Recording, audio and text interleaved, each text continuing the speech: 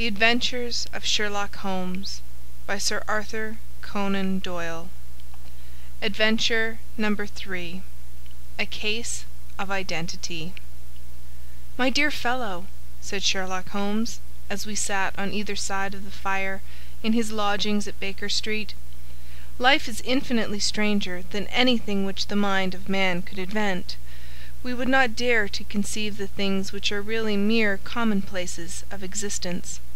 If we could fly out of that window hand in hand, hover over this great city, gently remove the roofs, and peep in at the queer things which are going on, the strange coincidences, the plannings, the cross purposes, the wonderful chains of events, working through generations, and leading to the most outre results, it would make all fiction, with its conventionalities and foreseen conclusions, most stale and unprofitable." "And yet I am not convinced of it," I answered. "The cases which come to light in the papers are, as a rule, bald enough, and vulgar enough. We have in our police reports realism pushed to its extreme limits, and yet the result is, it must be confessed, neither fascinating nor artistic." "A certain selection and discretion must be used in producing a realistic effect," remarked Holmes. "This is wanting in the police report, where more stress is laid, perhaps, upon the platitudes of the magistrate than upon the details, which to an observer contain the vital essence of the whole matter. Depend upon it, there is nothing so unnatural as the commonplace." I smiled and shook my head. "I can quite understand your thinking so," I said. "Of course, in your position of unofficial adviser and helper to everybody who is absolutely puzzled throughout 3 continents, you are brought in contact with all that is strange and bizarre. But here—" I picked up the morning paper from the ground. "Let us put it to a practical test. Here is the first heading upon which I come: 'A husband's cruelty to his wife.'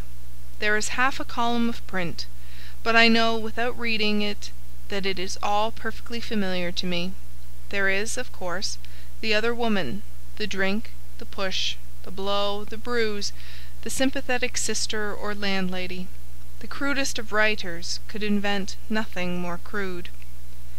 "Indeed, your example is an unfortunate one for your argument," said Holmes, taking the paper and glancing his eye down it. "This is the Dundas separation case, and, as it happens, I was engaged in clearing up some small points in connection with it. The husband was a teetotaler, and there was no other woman, and the conduct complained of was that he had drifted into the habit of winding up every meal by taking out his false teeth and hurling them at his wife, which, you will allow, is not an action likely to occur to the imagination of the average story-teller. Take a pinch of snuff, doctor, and acknowledge that I have scored over you in your example." He held out his snuff-box of old gold, with a great amethyst in the centre of the lid. Its splendour was in such contrast to his homely ways and simple life that I could not help commenting upon it. "Ah," said he, "I forgot that I had not seen you for some weeks. It is a little souvenir from the King of Bohemia in return for my assistance in the case of the Irene Adler papers." "And the ring?" I asked, glancing at a remarkable brilliant which sparkled upon his finger. "It was from the reigning family of Holland, though the matter in which I served them was of such delicacy that I cannot confide it even to you, who have been good enough to chronicle 1 or 2 of my little problems." "And have you any on hand just now?" I asked with interest. "Some 10 or 12, but none which present any feature of interest. They are important, you understand, without being interesting. Indeed, I have found that it is usually in unimportant matters that there is a field for the observation, and for the quick analysis of cause and effect which gives the charm to an investigation. The larger crimes are apt to be the simpler, for the bigger the crime, the more obvious, as a rule, is the motive. In these cases, save for one rather intricate matter which has been referred to me from Marseilles, there is nothing which presents any features of interest. It is possible, however, that I may have something better before very many minutes are over, for this is one of my clients, or I am much mistaken." He had risen from his chair, and was standing between the parted blinds, gazing down into the dull, neutral-tinted London street. Looking over his shoulder, I saw that on the pavement opposite there stood a large woman with a heavy fur boa round her neck, and a large curling red feather in a broad-brimmed hat, which was tilted in a coquettish Duchess of Devonshire fashion over her ear. From under this great panoply she peeped up in a nervous, hesitating fashion at our windows, while her body oscillated backward and forward, and her fingers fidgeted with her glove buttons. Suddenly, with a plunge, as of the swimmer who leaves the bank, she hurried across the road, and we heard the sharp clang of the bell. "I have seen those symptoms before," said Holmes, throwing his cigarette into the fire. "Oscillation upon the pavement always means an affaire de coeur. She would like advice, but she is not sure that the matter is not too delicate for communication. And yet, even here we may discriminate. When a woman has been seriously wronged by a man she no longer oscillates, and the usual symptom is a broken bell wire. Here we may take it that there is a love matter, but that the maiden is not so much angry as perplexed or grieved. But here she comes in person to resolve our doubts." As he spoke, there was a tap at the door, and the boy in buttons entered to announce Miss Mary Sutherland, while the lady herself loomed behind his small black figure like a full-sailed merchantman behind a tiny pilot-boat. Sherlock Holmes welcomed her with the easy courtesy for which he was remarkable, and, having closed the door and bowed her into an armchair, he looked her over in the minute and yet abstracted fashion which was peculiar to him. "Do you not find," he said, "that with your short sight it is a little trying to do so much typewriting?" "I did at first," she answered, "but now I know where the letters are without looking." Then, suddenly realizing the full purport of his words, she gave a violent start and looked up, with fear and astonishment upon her broad, good-humoured face. "You have heard about me, Mr. Holmes," she cried. "Else how could you know all that?" "Never mind," said Holmes, laughing. "It is my business to know things. Perhaps I have trained myself to see what others overlook.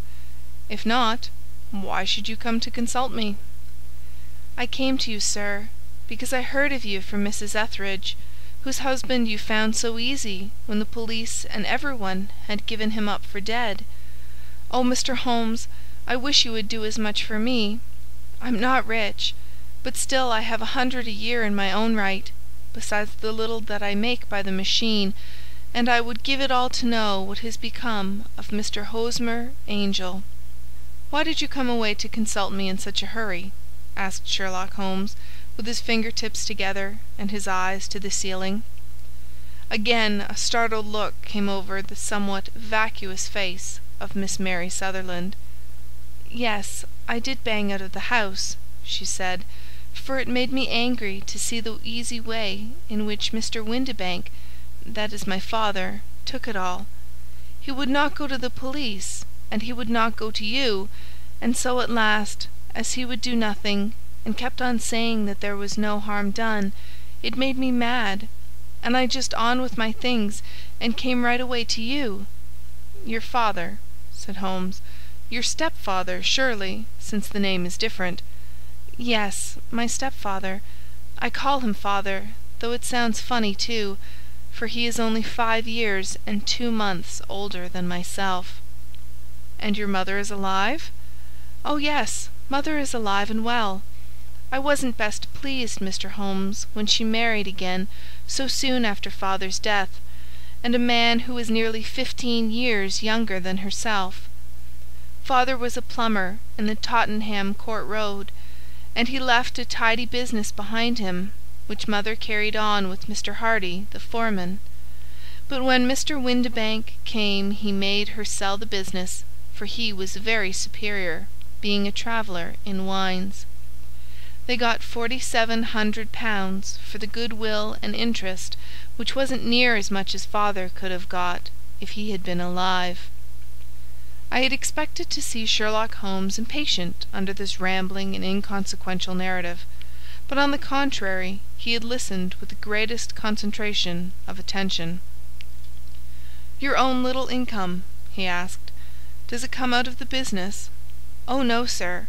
It is quite separate, and was left me by my Uncle Ned in Auckland. It is in New Zealand stock, paying 4½ per cent. £2,500 was the amount, but I can only touch the interest." "You interest me extremely," said Holmes, "and since you draw so large a sum as 100 a year, with what you earn into the bargain, you no doubt travel a little and indulge yourself in every way. I believe that a single lady can get on very nicely upon an income of about £60. "I could do with much less than that, Mr. Holmes, but you understand that as long as I live at home I don't wish to be a burden to them, and so they have the use of the money just while I am staying with them. Of course, that is only just for the time. Mr. Windibank draws my interest every quarter and pays it over to mother, and I find that I can do pretty well with what I earn at typewriting. It brings me 2d. a sheet, and I can often do from 15 to 20 sheets in a day." "You have made your position very clear to me," said Holmes. "This is my friend, Dr. Watson, before whom you can speak as freely as before myself. Kindly tell us now all about your connection with Mr. Hosmer Angel." A flush stole over Miss Sutherland's face, and she picked nervously at the fringe of her jacket. "I met him first at the gasfitters' ball," she said. "They used to send father tickets when he was alive, and then afterwards they remembered us, and sent them to mother. Mr. Windibank did not wish us to go. He never did wish us to go anywhere. He would get quite mad if I wanted so much as to join a Sunday school treat. But this time I was set on going, and I would go, for what right had he to prevent? He said the folk were not fit for us to know, when all father's friends were to be there. And he said that I had nothing fit to wear, when I had my purple plush that I had never so much as taken out of the drawer. At last, when nothing else would do, he went off to France upon the business of the firm, but we went, mother and I, with Mr. Hardy, who used to be our foreman, and it was there I met Mr. Hosmer Angel." "I suppose," said Holmes, "that when Mr. Windibank came back from France he was very annoyed at your having gone to the ball." "Oh, well, he was very good about it. He laughed, I remembered, and shrugged his shoulders, and said there was no use denying anything to a woman, for she would have her way." "I see.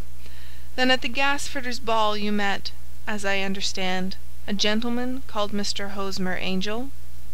"Yes, sir. I met him that night, and he called next day to ask if we had got home all safe, and after that we had met him, that is to say, Mr. Holmes, I met him twice for walks, but after that father came back again, and Mr. Hosmer Angel could not come to the house any more." "No?" "Well, you know father didn't like anything of the sort. He wouldn't have any visitors if he could help it, and he used to say that a woman should be happy in her own family circle. But then, as I used to say to mother, a woman wants her own circle to begin with, and I had not got mine yet." "But how about Mr. Hosmer Angel? Did he make no attempt to see you?" "Well, father was going off to France again in a week, and Hosmer wrote and said that it would be safer and better not to see each other until he had gone. We could write in the meantime, and he used to write every day. I took the letters in the morning, so there was no need for father to know." "Were you engaged to the gentleman at this time?" "Oh yes, Mr. Holmes. We were engaged after the first walk that we took. Mr. Angel was a cashier in an office in Leadenhall Street, and—" "What office? That's the worst of it, Mr. Holmes. I don't know."